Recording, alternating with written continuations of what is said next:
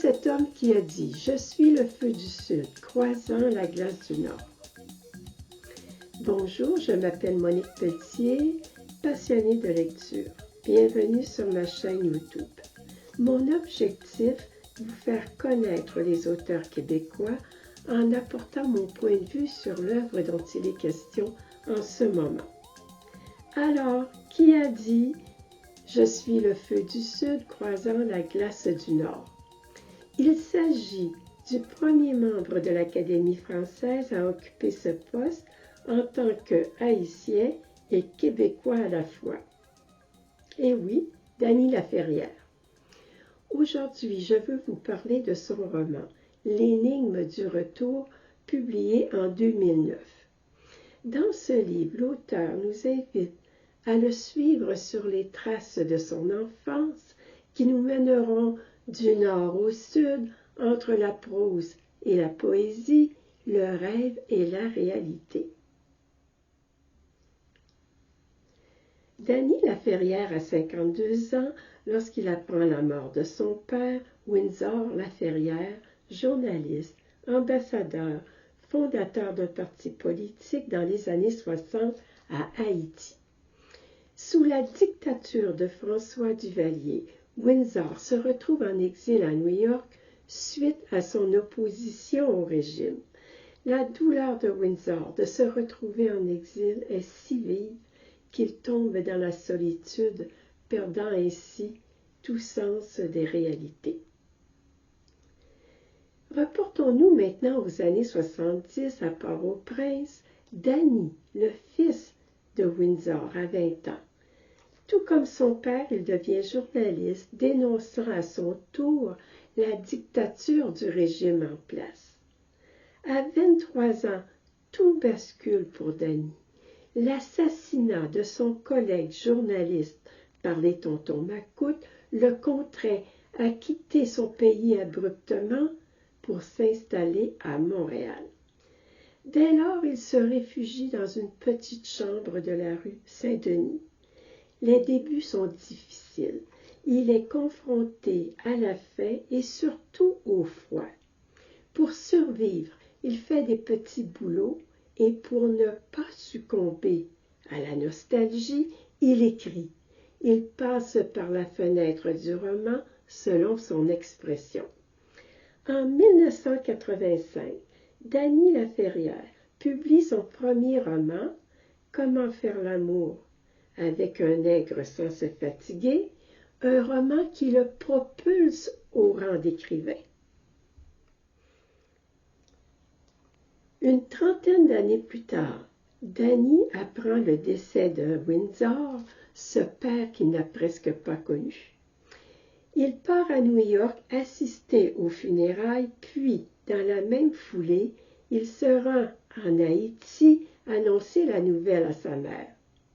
Il entreprend alors un retour, une sorte de parcours initiatique, un pèlerinage qui le mènera aux sources de son enfance, de son identité qu'il a presque oubliée dans les froidures de Montréal. Le but de son voyage, ramener symboliquement le père qu'il n'a pas connu dans son village natal de Barra-des-Reises, situé à 214 kilomètres de Port-au-Prince.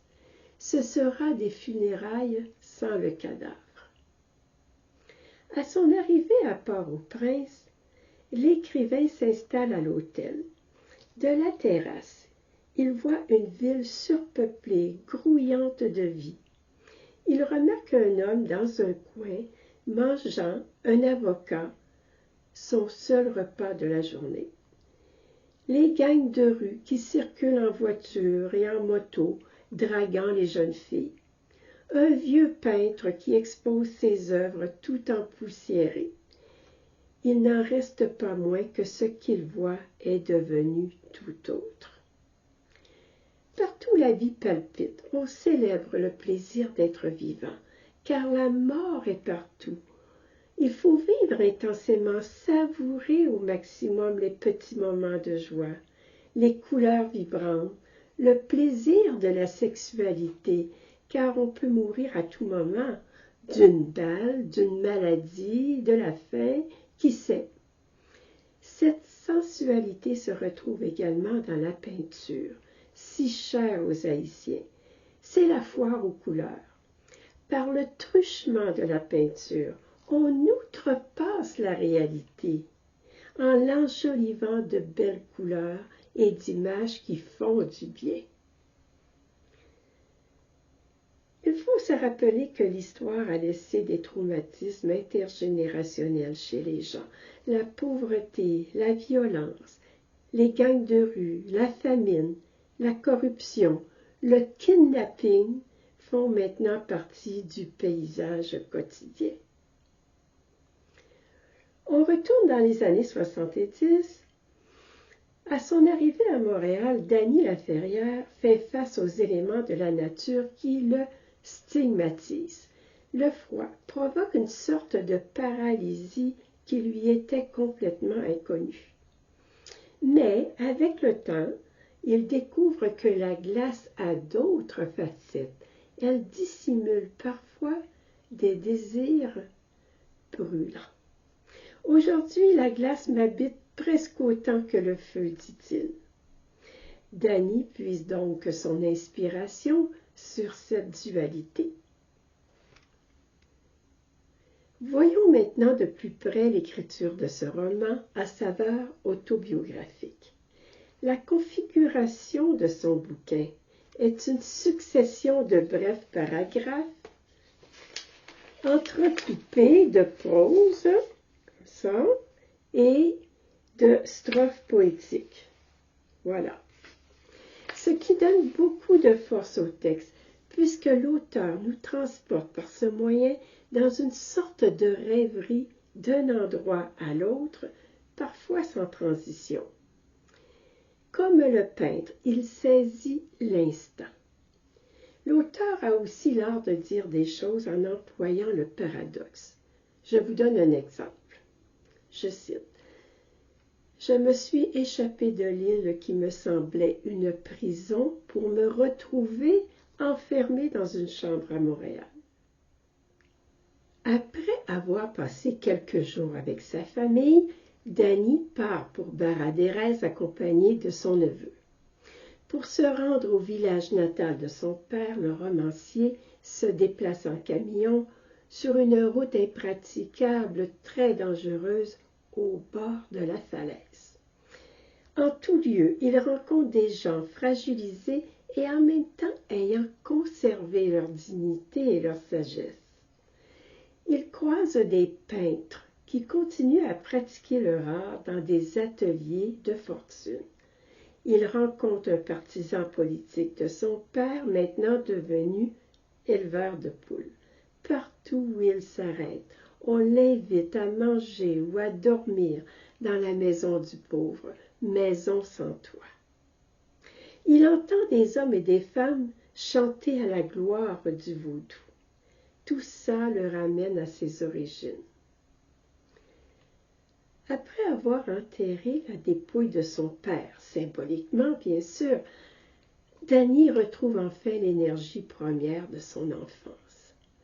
Pour lui, on a beau faire le tour du monde, prendre d'autres routes, se perdre en chemin, on est quelque part et c'est là qu'on revient toujours. À cet instant, Dany Laferrière ne s'apparente ni au nord, son pays d'adoption, le Québec, ni au sud, son pays natal, Haïti. Il appartient tout simplement à la vie sphérique, interconnecté avec l'espace, comme l'enfant qu'il fut du temps de sa grand-mère. C'est pour lui un moment d'éternité. Voilà un roman tel que je les aime, parce que, sans tomber dans le lyrisme, on sent la sensibilité de l'auteur. L'exil est vécu non pas comme une tragédie, mais comme une expérience heureuse mêlée de nostalgie. À la fois haïtien, canadien, québécois, tout en partageant son lieu de résidence entre Montréal et Paris, l'identité haïtienne de l'auteur n'est pas mise en second plan pour tout ça. Au contraire, C'est de là que vient l'originalité de l'œuvre de Dany Laferrière. Merci de votre écoute et bonne lecture.